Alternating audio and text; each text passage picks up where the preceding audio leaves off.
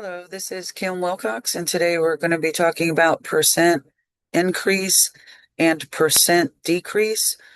Both of these problems have exactly the same formula. You will not need to change the formula. Sorry, there we go. So the first thing you're going to do is determine if the problem you're trying to solve is a percent increase or percent decrease problem. So both formulas work for both increase, decrease. Just because one says increase, one says decrease, they still have the exact same formula, which is where you subtract the top numbers.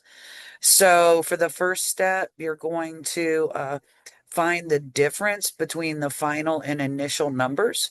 So if you want to do it this way, you would take the final number minus the initial number over the initial number, then times 100. You could also solve it as a proportion, but I've found many students like it like this. The other one that you could do is when you subtract the final and the initial, that gives you the amount of change or the difference between those two numbers. So you could work it this way, and then that would always be over the initial number times 100.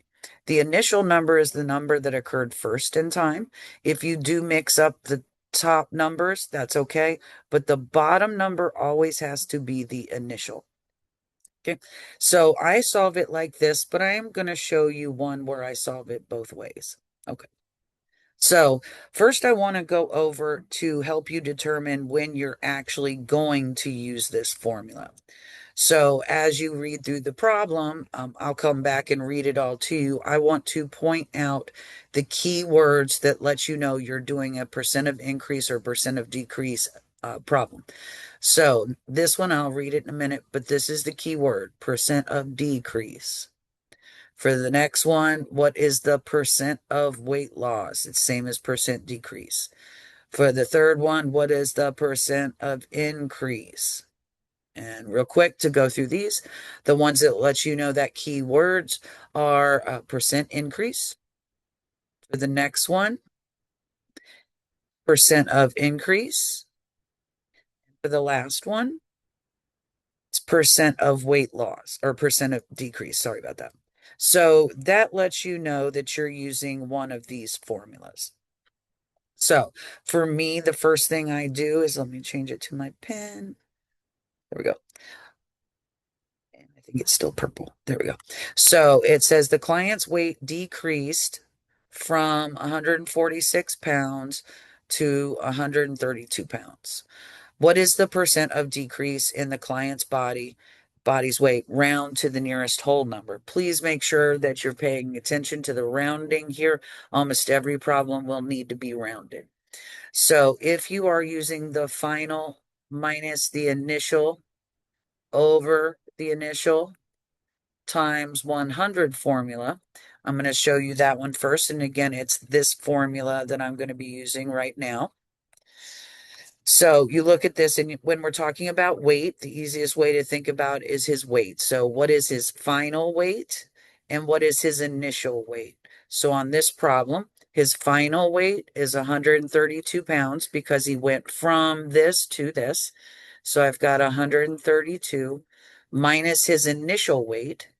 His initial weight is the 146 over the initial rate and initial weight. Sorry, I'm trying to find my pen again. Oops, sorry. It disappears because it's so small. There we go. And this is the initial weight. So it has to be over that times 100. Every time you type in a step, you need to hit equals. So you'll take 132 minus 146 equals, and you get 14 divided by 146 equals times 100 equals. And I received notice it's a negative number. You do not need to put that there, and it's not an issue. What it means is it's a decrease, it's a negative decrease, or sorry, a negative change, which indicates a decrease. So I got 9.58, and I'm going to round to a whole number. So the 9 is the whole number. The 5 makes the 9 go up to a 10. So your answer is 10%. If you were doing the other formula with the amount of change, the only difference is technically this is the amount of change. That's where you subtract the two numbers. So the 132 minus the 146, and that gave you the 14 or the amount of change over the initial amount times 100. It gives you the same answer. So it's just whichever you prefer. So I usually use this one though. So for the next one, the dieter went from 168 pounds to 160 pounds in a week to the nearest tenth of a percent. What is the percent of weight loss? So the first thing you're going to do is what is the final number? And that's the 160. Let me put an F right there. Minus the initial number. The initial number is 168 over, sorry about that. There's a pause in there for a delay. I'm not sure why. So then over the initial number, which was 168 times 100.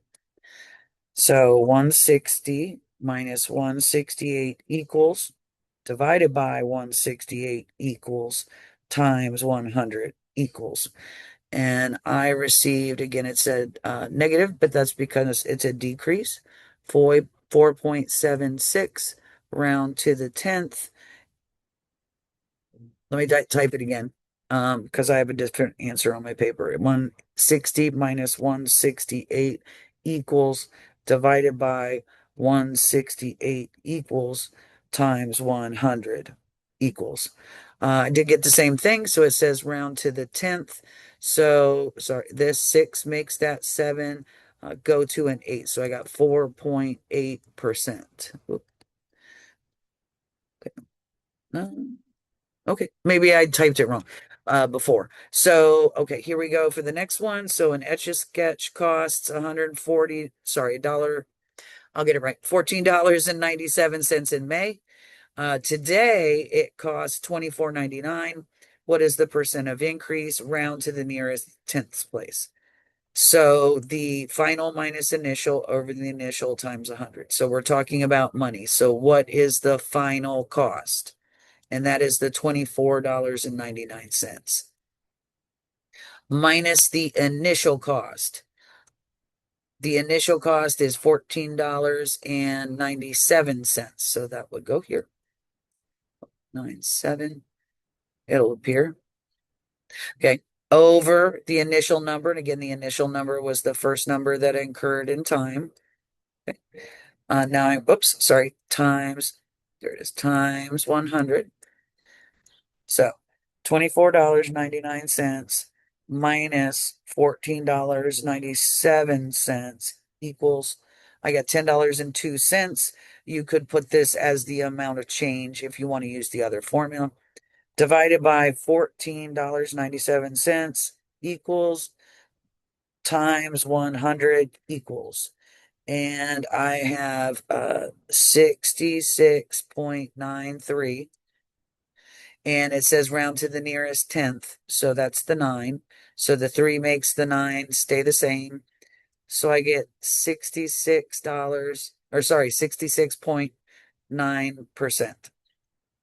Okay. Let's do 3 more. So I already highlighted the words that would let you know what to use this specific formula.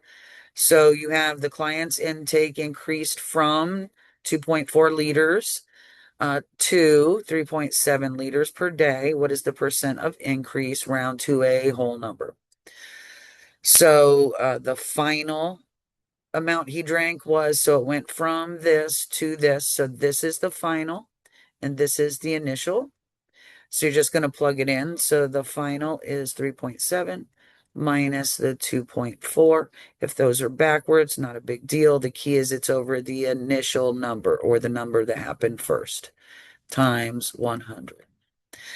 So 3.7 minus 2.4 equals divided by 2.4 equals times, whoops, can I go back times 100? No, it cleared out. So one more time. Hold on. Minus 2.4 equals divided by 2.4 equals times 100 equals. Okay, I've got 51. Where's my pen? 51. Sorry, I said it wrong. 54.166. So I got 54.166. I'm going to round to a whole number. That's the 4. The 1 makes the 4 stay the same. So I have 54%. Okay, the next one, the client was taking 400 milligrams of pain medication. The doctor increased that dosage to 600 milligrams. So the initial amount he was taking was the 400. The final amount he was taking was the 600. So you're going to do final, which is 600, minus the initial, 400. If they're backwards, that's okay. Over the initial times 100. So I got 600 minus 400 equals, divided by 400 equals, times 100 equals. And I got an even 50%. Catch up? There we go. Okay. A client's weight before dieting was 300 pounds. After 1 month of dieting, the client's weight was 240 pounds. What was the percent of decrease? Okay, so his initial weight, because it was 300, so that's his initial. His final weight is 240. So there we go. So the final was 240 minus the initial, which was 300. Let me wait till it catches up. Okay. Over the initial, which was 300, then times 100. Catch up. Okay. 240 minus 300 equals, divided by 300 equals, times 100 equals. And I got 20%. Okay, so I helped that hope. That was the slides that we use in class for percent increase, percent decrease. Hope everybody has a nice day.